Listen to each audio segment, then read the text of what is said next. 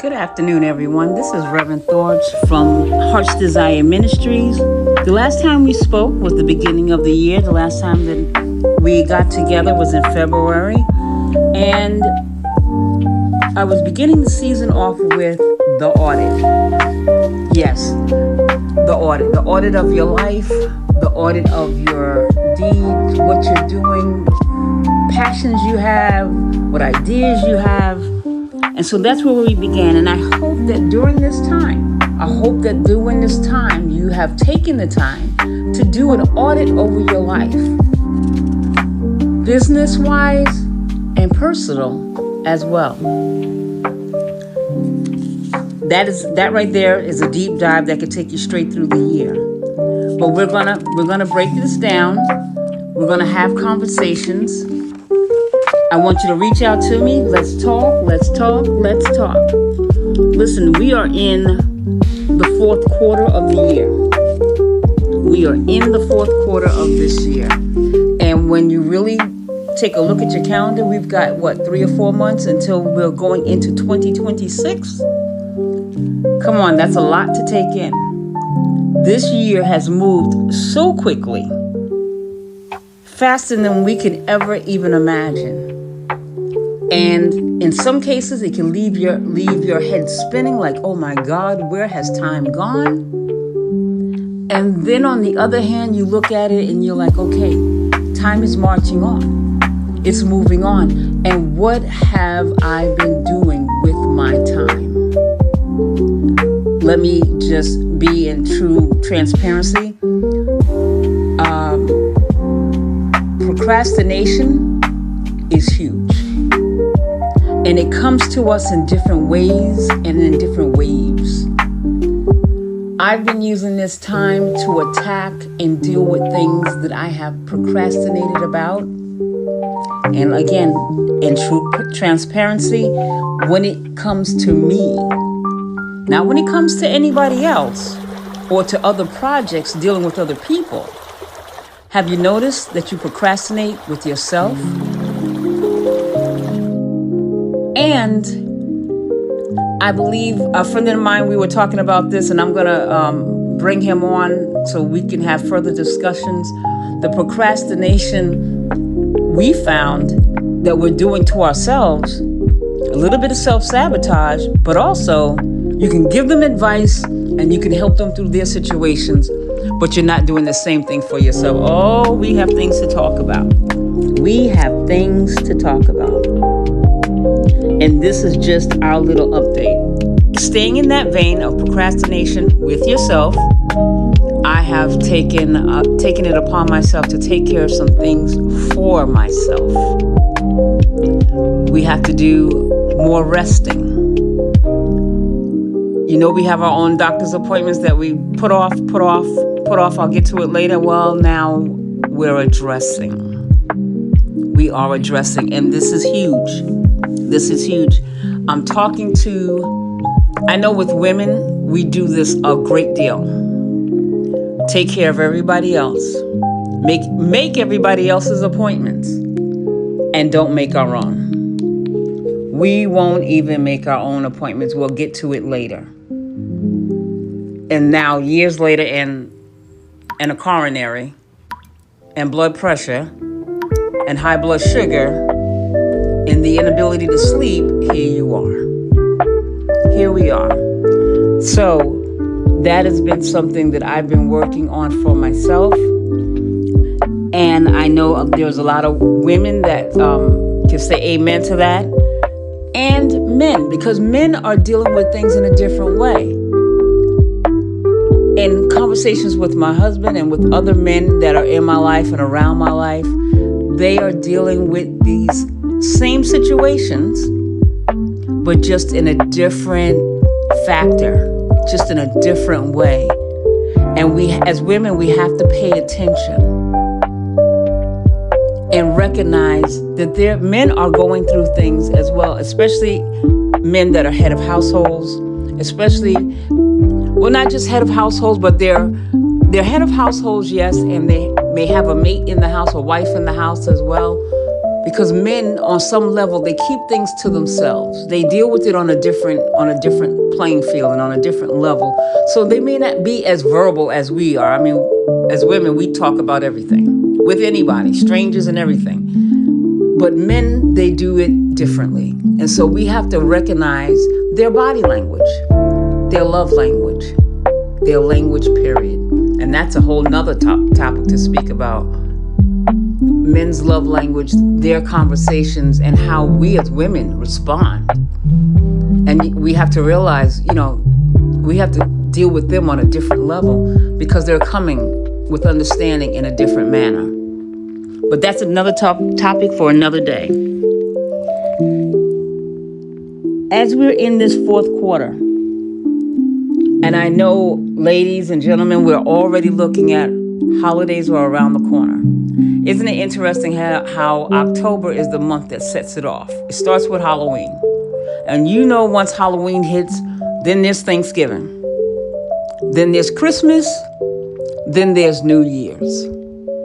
And already we are looking at the holidays. I've already walked through some stores and they've already got Christmas things up. Isn't it amazing how it sets off the anxiety in our systems, in our lives? It just sets it off like a shot. Because we are now looking at, oh my God, we have to clean houses, get our houses clean. You want to change those curtains and you want to take them down. But yet you're going to a job. You may be going to a job 5-6 days a week. Even if you have the ability to work from home, you're still dealing with children, church, organizations, family life. And one thing I have learned during this time, this all comes down to timing. We have to set aside time. So you're saying, okay, there's 24 hours in a day, correct. But there's not enough time in a day. That's what we say. Well, here we are. One thing I learned from a wise man, I'll never admit it. I know we're on live and I'll never tell him. But he made a whole lot of sense. He would plan his day. Of course, I'm talking about my husband. He would plan his day to do various projects, but he would give them time slots. And I watched him do this, and I've seen him do this before. And I would say, oh, wow, he gets things accomplished. He gets his things accomplished. And he can check things off his list. And he always tells me, what I don't get finished today, I will then put on the list for the following day. Well, we've been married for some time. And now years later, here I am putting this into practice in my life. As my apostle from Manifestation Ministries would say, put a date on it. We bring these things before God that we want to make changes and we want to do things and we want to put our lives in order and get things done and make accomplishments and strides. And he would say, put a date on it. Put a date on it. So I began. I put the date for October 1. And so literally, this is my time. I have been experimenting with, let me do my podcast work at night. And of course, when nighttime comes, you're exhausted. Absolutely exhausted. And I didn't want to be doing this and be babbling. So then I said, okay, this is not going to work. So then my next thing was, okay, well, let's do it in the mornings. First thing in the morning. Well, when I look at my morning routine, by the time I get started, I get up early enough. But by the time you do your meditation and all the other things that you do in the morning, you then are in the afternoon. By then it's 12 noon and you're rushing out the door because you have things that you have to do. Meetings to go to, things to, different places to go, getting to the office, and now you see, okay, now that's a problem. But what I did find was today was the day. The 5th of the month, today was the day to do this. The Lord dropped it in my spirit, and I do say that openly. And why not today? And I said, okay, why not today? This is the day that the Lord has made, and we will be glad in it. And so I said, let me take advantage of this day. So here I am. I'm here in my fourth quarter, in our fourth quarter, because it's everybody's fourth quarter, looking to get some things done, fulfilled, and accomplished. One of the topics I wanted to share with everyone and get your ideas about it. What are we doing? What are we doing now that needs to be changed? Be it in ministry, be it on your job. One thing, let me take you back to COVID. One thing I found very interesting, I was listening to John Maxwell, and it was the other young man that's in his company, and they were getting ready to have a meeting. And I'll never forget this. I was walking through a park doing my walk during COVID because there was nobody out there. I was by myself. And they were about to go into restructuring. They were, about to go into what they had planned for the year. And as we know, COVID hit in 2020. And what the young man said was, hold it, stop everything. And everyone was like, okay, so what are we doing? He said, we cannot proceed to do what we have been doing the way we have been doing it because we are in a new and different time, because now we're hit with COVID. So what they ended up doing was totally restructuring how they operated in ministry. Totally restructured. And how they operated in business. So what did that look like? They did not have a real online presence, with the podcasts and they didn't have all of that. I just happened to be catching it, I think through YouTube or something of that nature, and it exploded.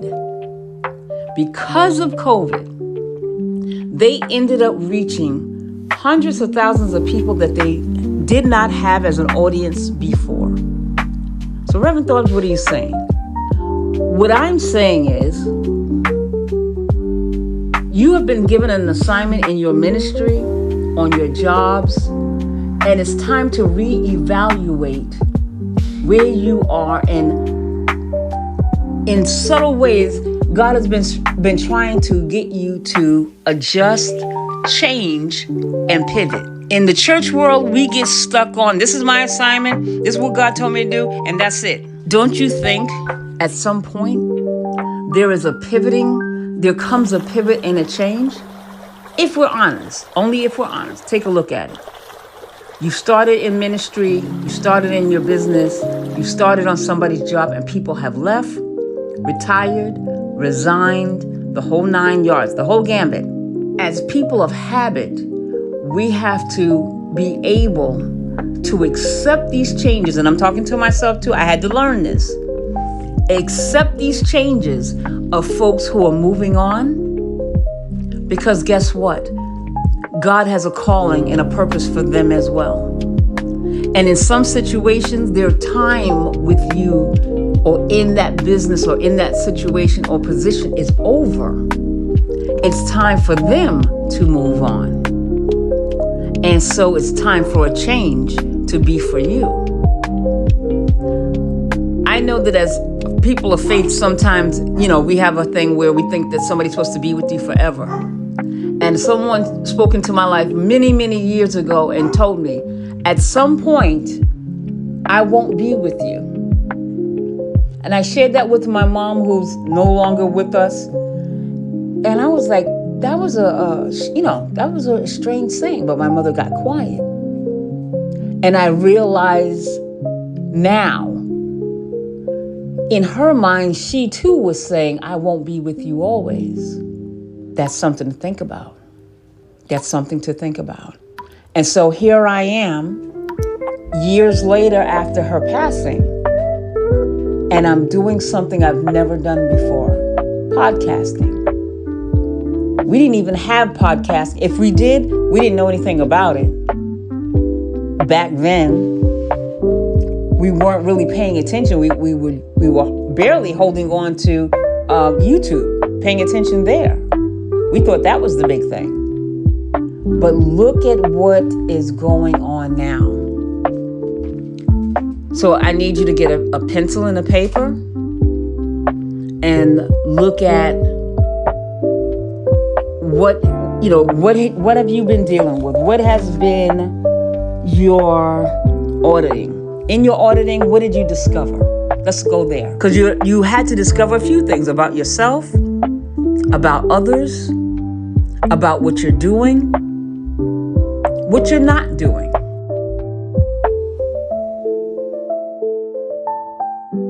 Take a look at during your auditing and write it down. What you've been good at, what has worked for you, or what you think has been working for you. And then let's address your hidden self.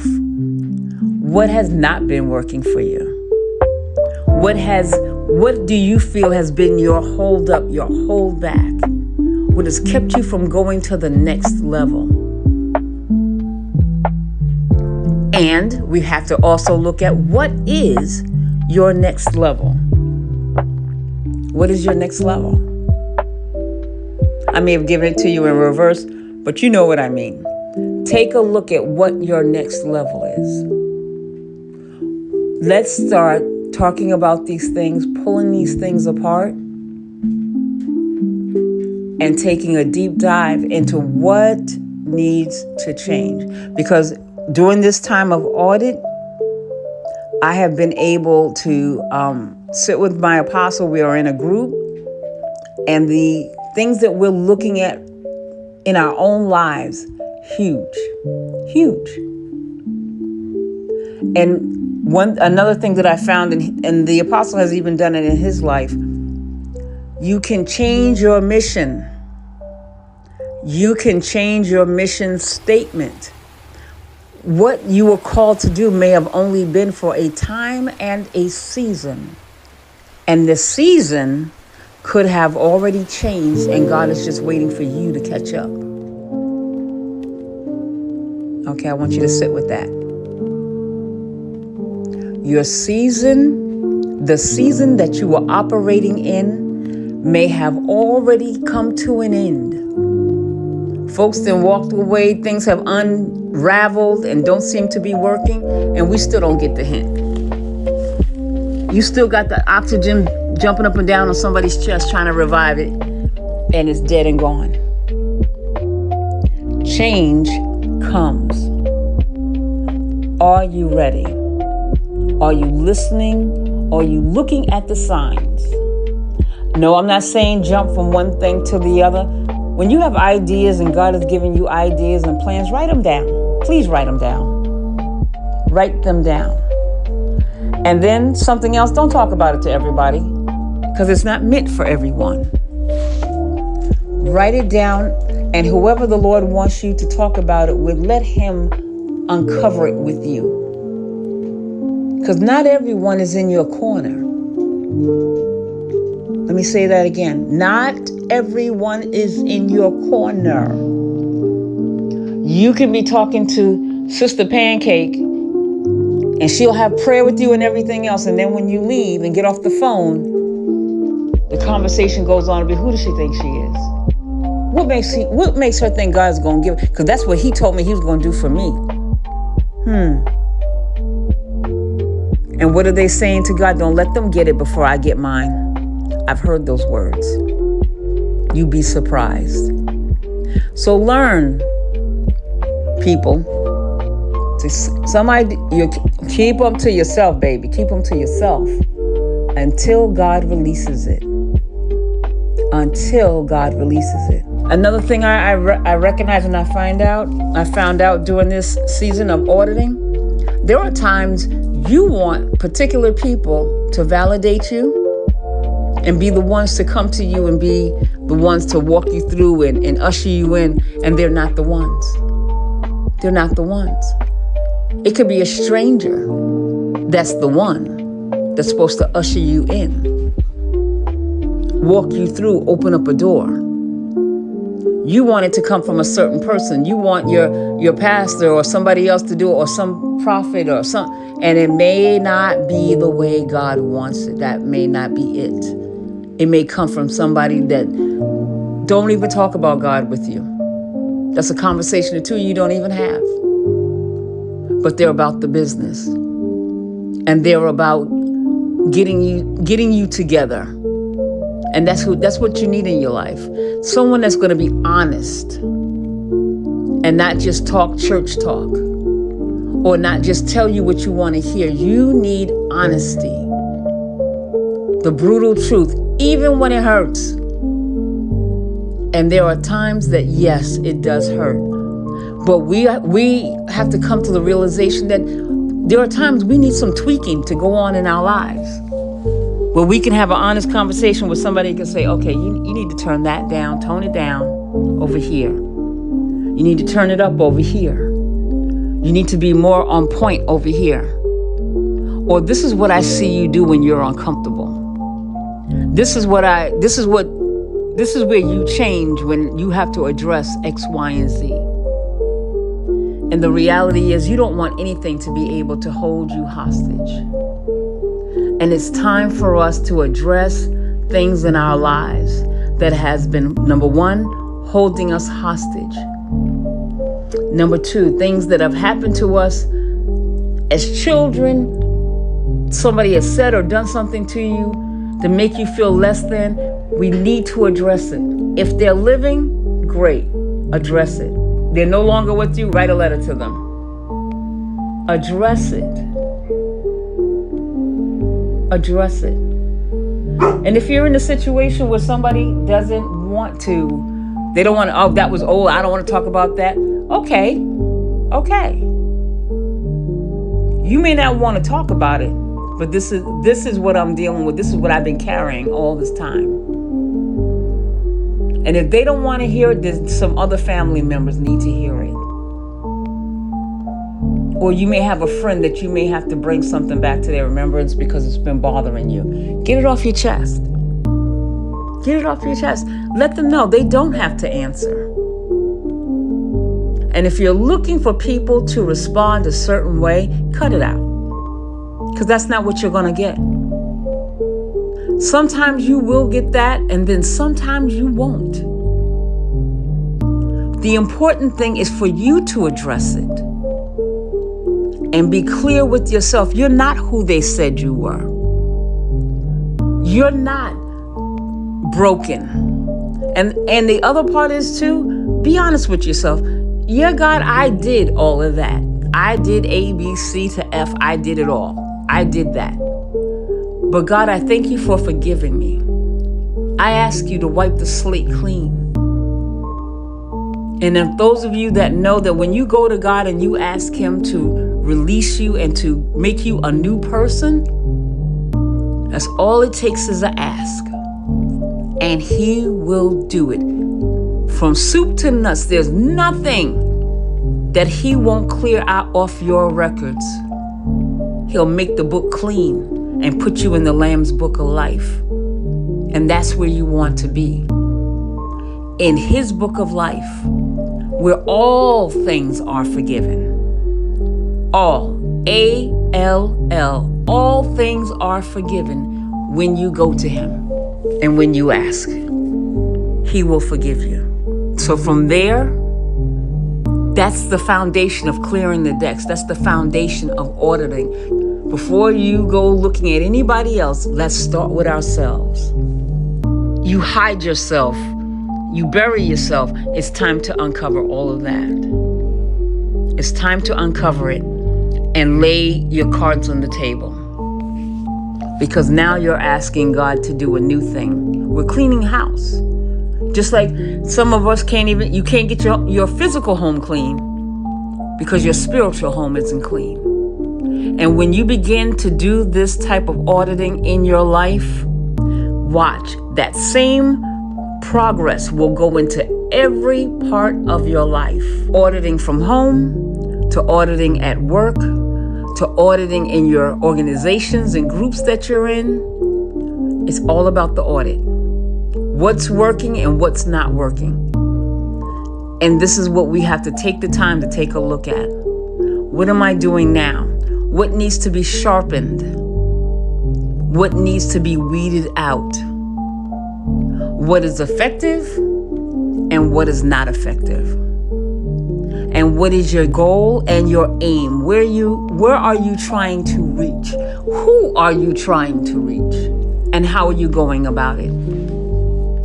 This is about releasing people from the past and allowing them to no longer be held hostage by things that should no longer have power over you. Because the mind has told you, the enemy has told you, your inner, I-N-N-E-R, me, M-E, your inner self has told you that you can't do this and you can't do that. You've heard those voices for too long because you can do it. You can do it. If you are listening to me right now on this podcast, believe me, if I am on here, you can do it. You can do what I'm doing. You can do what the assignment that you're supposed to be doing.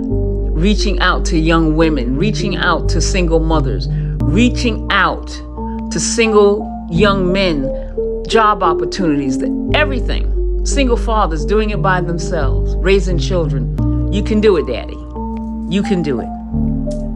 Or if you're just single and you're just searching for your purpose, it is there. I don't care if it's knitting. If that's your purpose, then that's your purpose. Cooking for people. That's a love right there. I have something whenever I speak to people and I say, well, what do you want to do? And they, I don't know. I always come back with this question. What would you do that you enjoyed that you would do it for free? Let me say it again. What would you do for free that you enjoyed doing? That you would do it right off the cuff without anybody even offering you a check. That right there is your passion. That 9 times out of 10 is your calling. And that's your assignment.